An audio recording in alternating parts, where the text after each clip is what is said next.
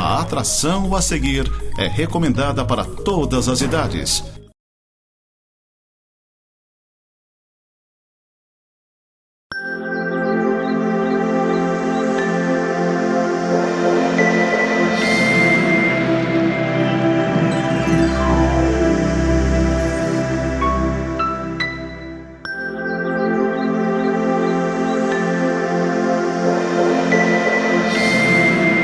Graça e paz, queridos irmãos e irmãs, sejam bem-vindos a mais um programa Semeando para a Vida Eterna da Igreja Presbiteriana de Lages. Nós estamos ali na rua Coronel Fausto de Souza, 353, no centro, ali atrás do Seja, na frente da Moto Honda.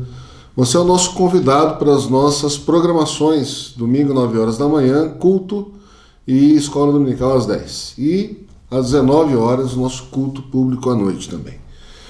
Nós vamos ter uma palavra dos nossos patrocinadores agora. Clínica Médica e Odontológica Vida Nossa. Situada no centro de Lages, conta com a especialista em ultrassonografia, doutora Vanessa Gerber, nos atendimentos de ultrassom geral, músculo esquelético, obstétrico e Doppler. E também com atendimento odontológico com o Dr. Fernando Gerber, nos serviços de cirurgia, estética, prevenção, clínica geral e implantes. Clínica Vida Nossa, Rua Correia Pinto, número 638, Centro, em frente à Praça da Estátua do Correia Pinto. Muito bem, queridos, nós vamos orar, pedindo que Deus esteja nos abençoando nesse momento de meditação na Palavra de Deus. Oremos. Deus e Pai, nós te louvamos por mais um dia de vida que o Senhor nos dá, por este momento tão precioso, ó Deus, de abrirmos a Tua Palavra, de lermos. Quero te pedir a Tua bênção para aquele que está escutando, ó Pai, que o Senhor toque no coração, derrame a Tua paz, o Teu amor, que o Senhor leve também esperança, confronto, ó Deus, com os nossos pecados e conversão. E através do Teu Espírito Santo, ó Deus, que isso pode acontecer. Nós te louvamos e te agradecemos por essa oportunidade que o Senhor nos dá, em nome de Jesus. Amém.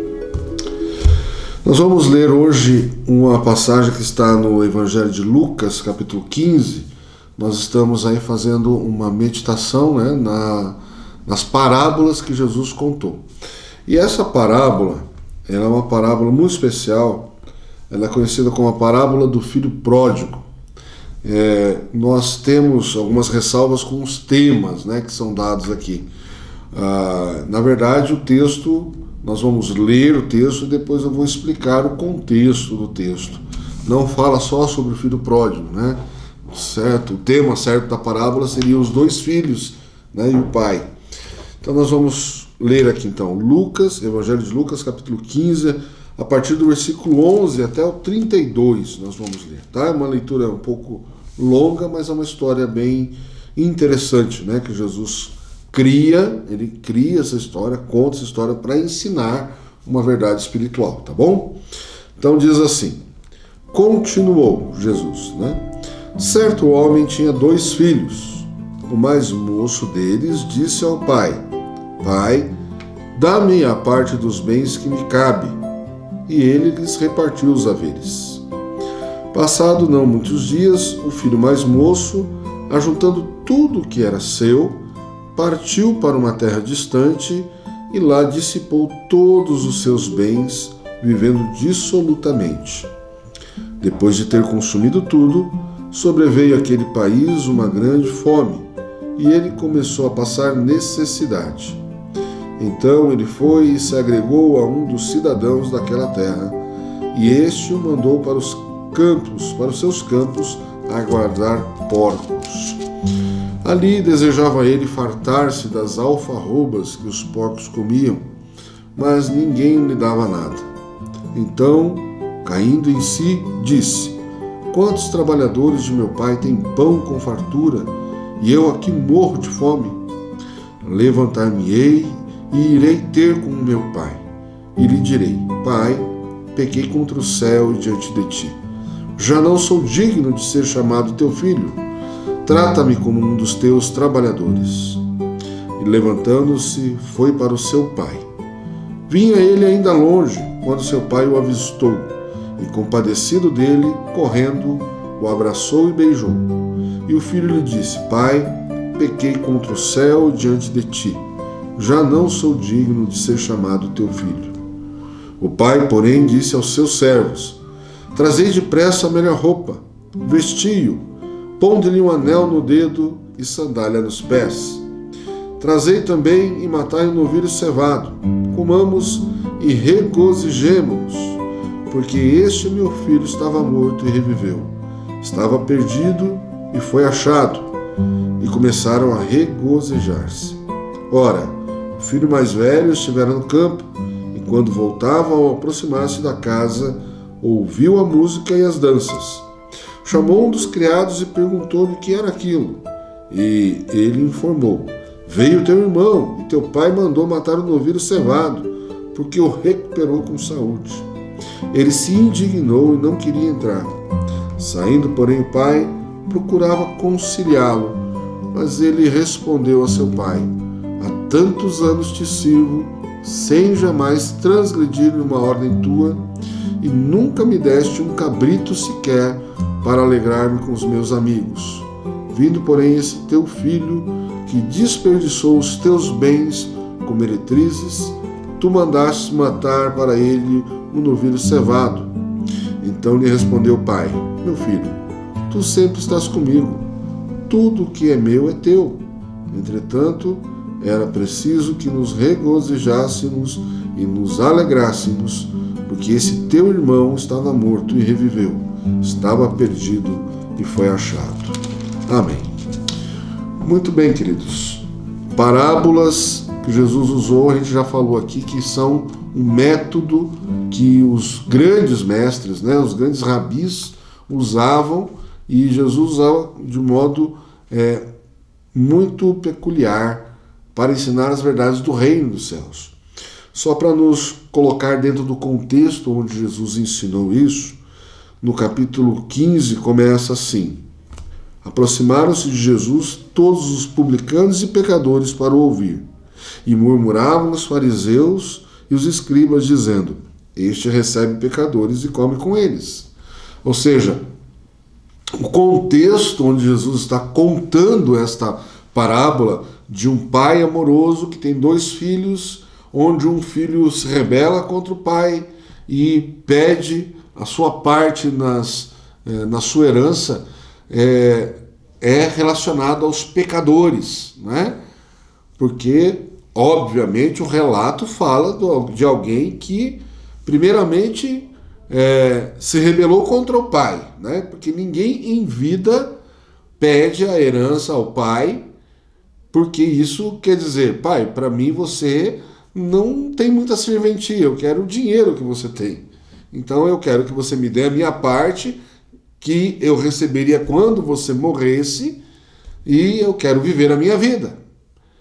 Então, a vida que ele viveu foi como relatado aqui? Como desperdiçando a sua vida com meretrizes e vivendo do jeito que bem entendia. E ele se arrepende e volta. Então, fica bem caracterizado uma vida imoral, uma vida pecaminosa. Enquanto o filho mais velho, que continuou com o pai, responsável, cuidando das coisas, ele fica caracterizado como um filho que merece todas as honras, um filho que tem juízo, um filho que está com o pai. Então, Jesus, quando ele ensina essa parábola, ele conta primeiro mais duas parábolas antes.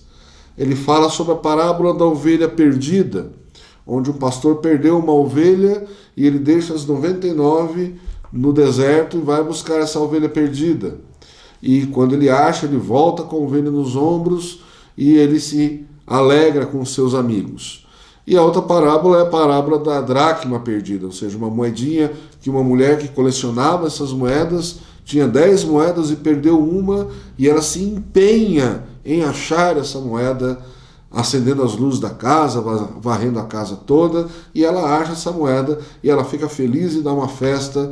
E Jesus diz: assim é no reino dos céus quando um pecador se arrepende. Então Jesus está ensinando para esses dois grupos de pessoas que estão escutando ali: os publicanos e pecadores. Né? Quem são publicanos? São aqueles que cobravam impostos do povo judeu. Pecadores são uma vasta lista aí de gente que não vive de acordo com o que os fariseus e os mestres da lei ali, os escribas, viviam, não cumpriam aquilo religiosamente que os mestres da lei eles viviam ali com seus rituais de purificação, com a observância dos dízimos, com os holocaustos, com as ofertas a Deus. Então, esses publicanos e pecadores não se encaixam ali nessa descrição. Pois bem, quando Jesus conta essa parábola do filho pródigo, ele está demonstrando o amor de Deus, o Pai, pelo perdido.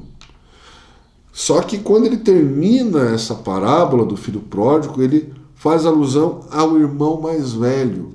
E o que ele diz que o pai diz a esse irmão mais velho?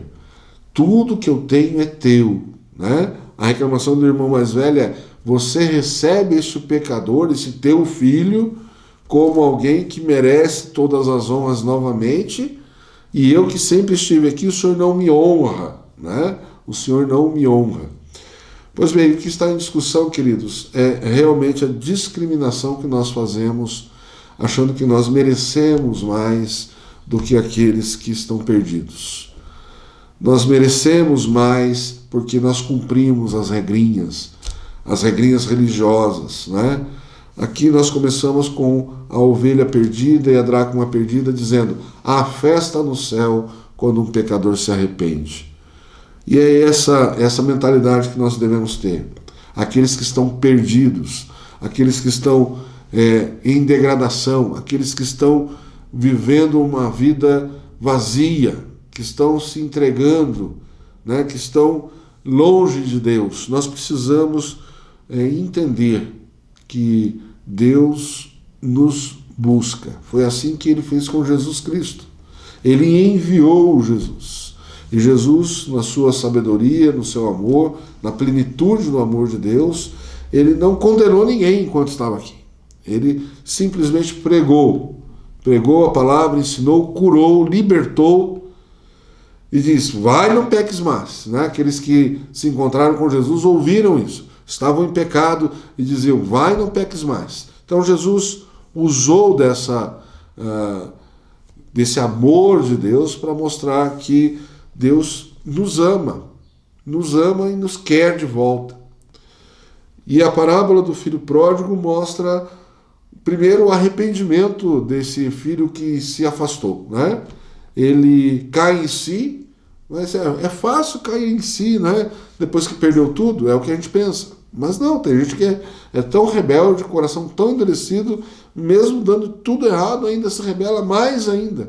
Não quero ouvir a voz da salvação, não quero ouvir a voz de Deus, não quero ouvir sobre o amor de Deus. Mas aqui esse jovem, ele cai em si e ele faz uma oração, e ele ensaia esse discurso ao Pai. Pai, pequei contra o céu e diante de ti. Pequei diante de Deus e contra o Senhor. Lembrando que sempre quando a gente peca primeiro contra Deus. Não é primeiramente nem contra mim, nem contra o próximo. A gente peca contra Deus em primeiro lugar. E depois contra mim, e depois contra o próximo. Né? Então nós precisamos entender que o nosso caminho precisa de uma reflexão, precisa de um arrependimento.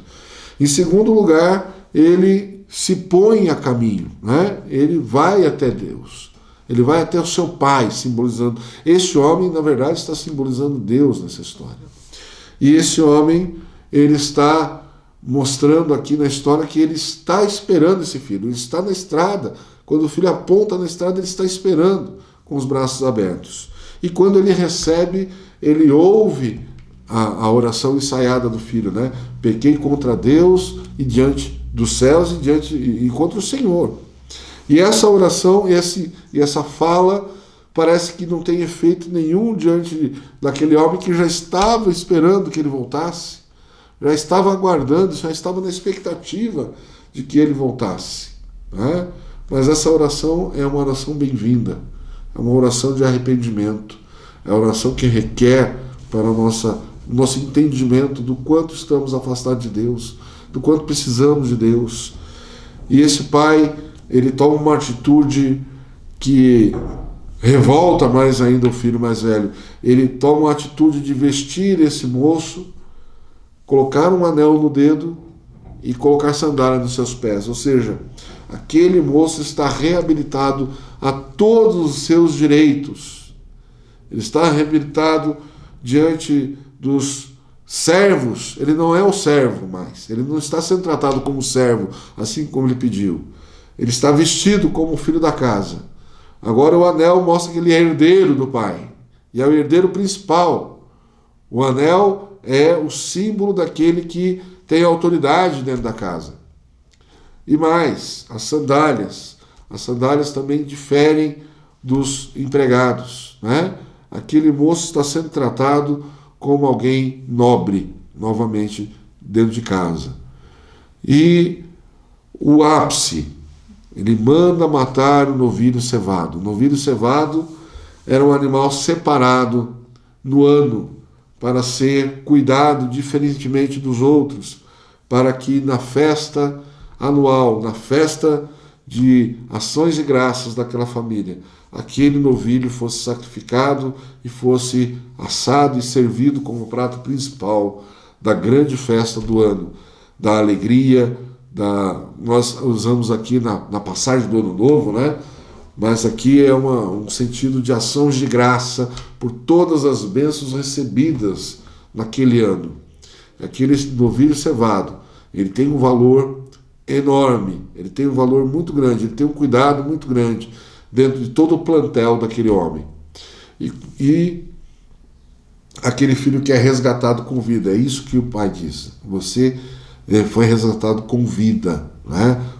A sua vida tem importância, você é amado. Então, mesmo diante dos nossos pecados, diante da nossa rebeldia para com Deus, Deus prepara uma festa, assim como foi com a ovelha perdida, assim como foi com a dracma perdida, assim como foi com o filho que estava perdido. Há festa no céu quando um pecador se arrepende. Qual seja o seu erro, o seu pecado, quando você se arrepende e volta para Deus, há festa no céu. Há uma festa preparada para te receber. Uma festa para te renovar, te restaurar, fazer você se sentir novamente filho de Deus, privilegiado, diferenciado dos perdidos. Você não é o comum, você é alguém especial para Deus. Deus deu o seu novilho cevado em favor de nós. O seu novilho cevado é o Senhor Jesus. É o preço do nosso resgate. E a lição que fica para nós religiosos, que achamos que nós temos todos os direitos do mundo, que aquele que se arrependeu e foi salvo, ele está devendo ainda, tem que pagar alguma coisa ainda, né? É assim que nós devemos perceber o amor de Deus por nós também. Todos nós éramos esses filhos rebeldes. Não existe um filho mais velho. O filho mais velho, ele tem a ilusão de que ele está cumprindo tudo aquilo, deixando o pai orgulhoso, não é? Mas quando o pai age com benevolência, com amor ao filho mais novo que estava perdido, foi achado, ele vê que tudo aquilo que ele fez, todo o trabalho que ele fez, era o trabalho que era para ser feito sim, e graças a Deus que ele está lá. E nós temos que fazer o nosso trabalho com responsabilidade. Temos que buscar a Deus, servir a Deus com seriedade.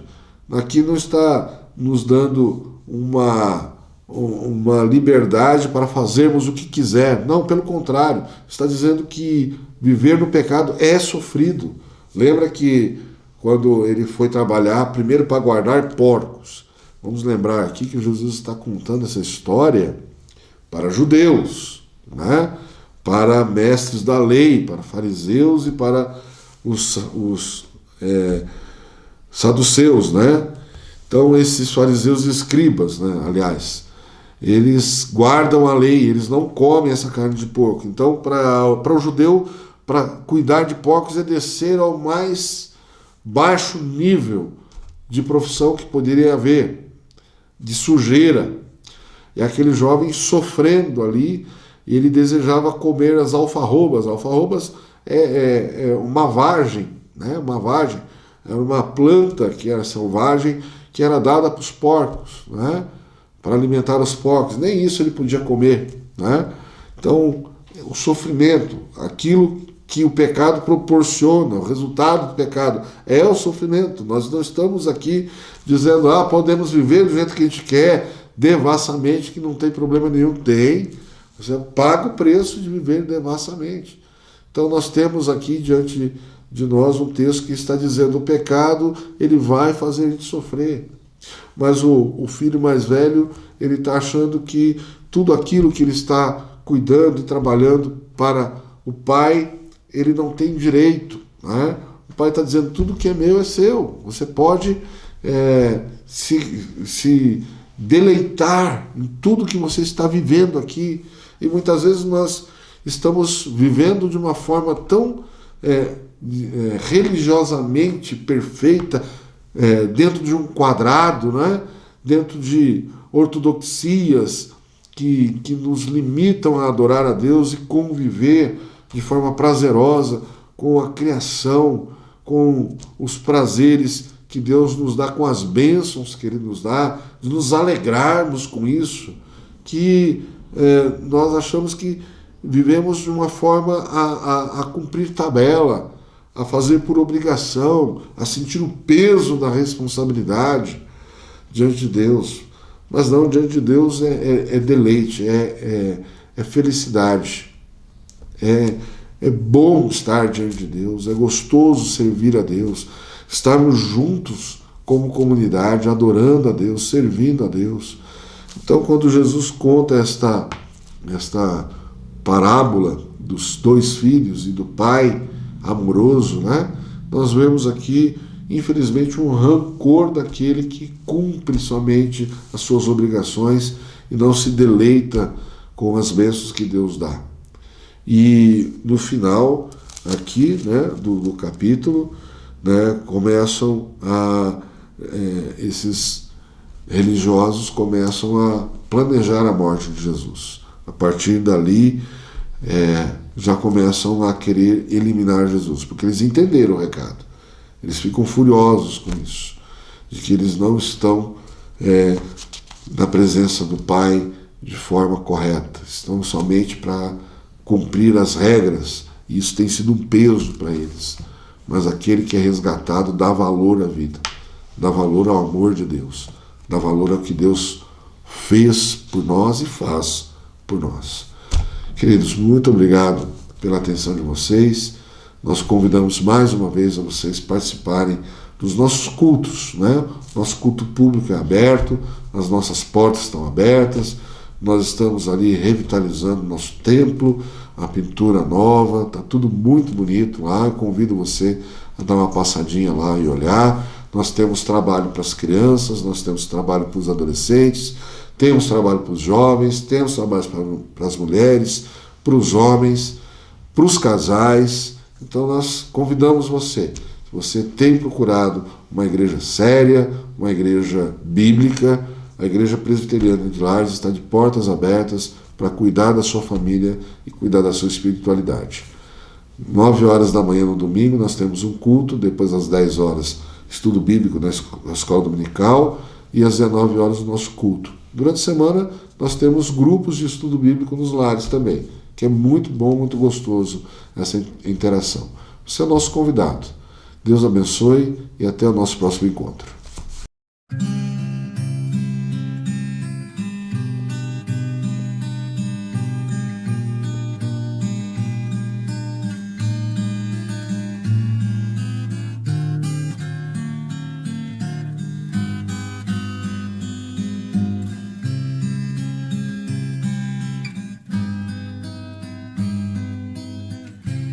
Há de ter um lugar onde o tempo há de parar, onde a paz se faz real.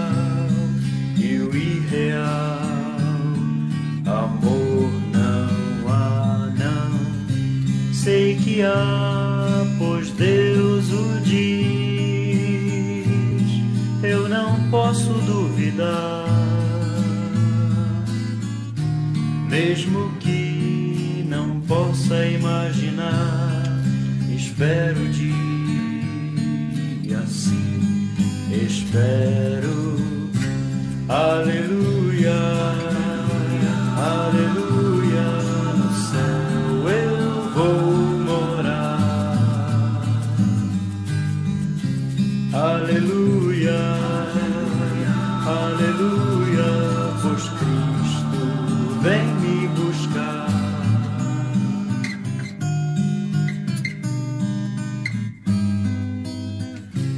Há de ter um lugar onde lágrimas não rolarão, fracassados dias maus da vida em caos, jamais verei, pois no lugar, santo lugar, onde o inimigo ausente estará, face a face a Cristo verei, e muitos verão, por isso eu canto, aleluia.